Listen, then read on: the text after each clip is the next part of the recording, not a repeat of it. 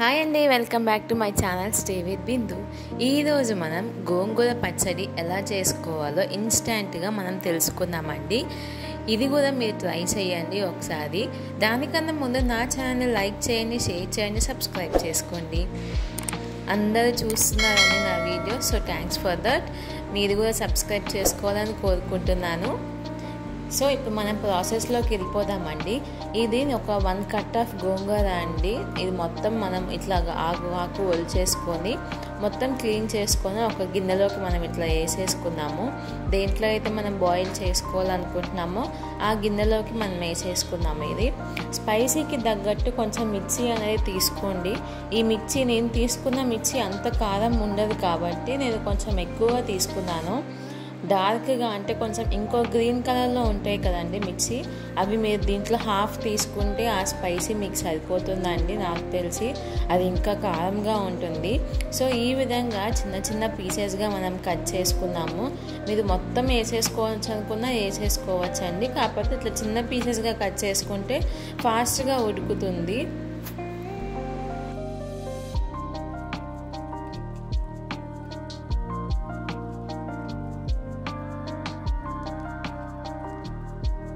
ఈ విధంగా మనం కట్ చేసి పెట్టుకున్నాక ఒక 4-5 దాకా అండి ఎల్లుల్లిపాయలు మొత్తం ఒలుచుకొని తొక్కంతా ఒలుచుకొని యాడ్ చేసుకున్నాము. ఒక 1.5 టేబుల్ స్పూన్ దాకా నేను సాల్ట్ యాడ్ చేసుకుంటున్నాను. సరిపోకపోతే తర్వాత యాడ్ చేసుకోవచ్చండి. కొంచెం పసుపు యాడ్ చేస్తున్నాను, 1/2 టేబుల్ స్పూన్ దాకా. దీంట్లోనే ఒక 1 టేబుల్ స్పూన్ దాకా ఆయిల్ని యాడ్ చేసుకోండి. ఆయిల్ యాడ్ చేసుకోవటం వల్ల అండి అడుగు అంటకుండా ఉంటుంది. సో అది ఇంకా చాలా టేస్ట్ ఉంటుందండి. దీంట్లోనే ఒక చిన్న టీ గ్లాస్ అంత వాటర్ మనం యాడ్ చేసుకున్నాము. ఆకు ఉడికే కొద్దీ కొంచెం వాటర్ అనేవి వస్తుందండి.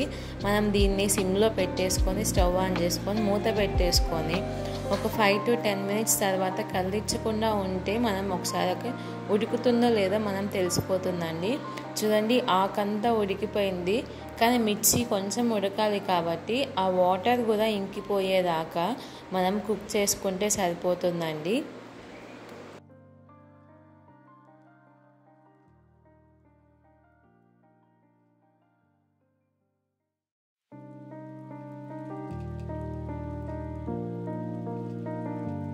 ఇలా వాటర్ కూడా లేకుండా మొత్తం దగ్గరగా వచ్చేలాగా మనం ఉడకబెట్టుకున్నాము. చూడండి, ఈ విధంగా మొత్తం సరిపోతుందండి.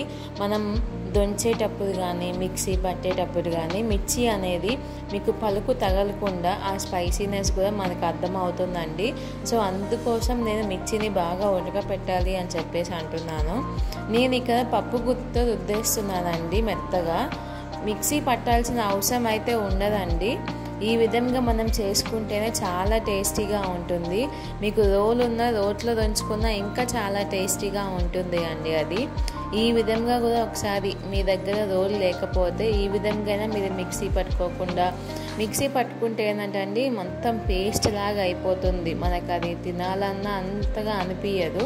సో ఈ విధంగా రుబ్బేసుకుంటే అండి చాలా టేస్టీగా ఉంటుంది.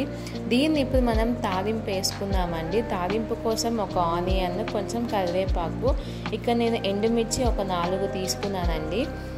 ఒక కడాయిలో ఒక 1.5 టేబుల్ స్పూన్ దాకా ఆయిల్ యాడ్ చేసుకొని హీట్ అయ్యేదాకా ఉంచుకొని మన పోపు దినుసులన్నీ యాడ్ చేసుకుందామండి. పోపు దినుసులు ఎక్కువగా యాడ్ చేసుకోండి, ఎందుకంటే మనం ఈ చట్నీ తినేటప్పుడు అవి మన పంటి కింద తగులుతూ ఉంటే అట్లా బాగుంటుందండి. అందుకే నేను ఇక్కడ ఎక్కువ యాడ్ చేసుకుంటున్నాను. అవి కొంచెం గోల్డెన్ బ్రౌన్ కలర్ వచ్చేదాకా మనం ఫ్రై చేసుకొని ఆనియన్స్, కరివేపాకు, రెడ్ చిల్లీ ఇవన్నీ మనం యాడ్ చేసుకున్నాము. ఎండుమిరపకాయలు మొత్తం మీరు ఇవి కొంచెం కుక్ అవుతే సరిపోతుందండి. ఫ్రై అయితే ఎక్కువగా ఫ్రై చేయాల్సిన అవసరం ఉండదు. ఆనియన్ని మరీ ఫ్రై చేయకుండా ఒక నార్మల్గా ఒక 2 to 3 మినిట్స్ దాకా ఇట్లా మనం స్లాట్ చేసుకుంటూ ఉంటే సరిపోతుంది. చూడండి, ఈ విధంగా సరిపోతుందండి. మీరు ఎక్కువగా కూడా దాన్ని ఫ్రై చేయాల్సిన అవసరం లేదు. ఇప్పుడు మనం ముందుగానే రుబ్బి పెట్టుకున్న గోంగూర చట్నీని మనం యాడ్ చేసుకుందామండి. మొత్తం ఈ విధంగా యాడ్ చేసుకొని ఆ ఆయిల్ మొత్తం ఈ గోంగూర పచ్చడికి పట్టేలాగా మనం మిక్స్ చేసుకుందామండి దీన్ని.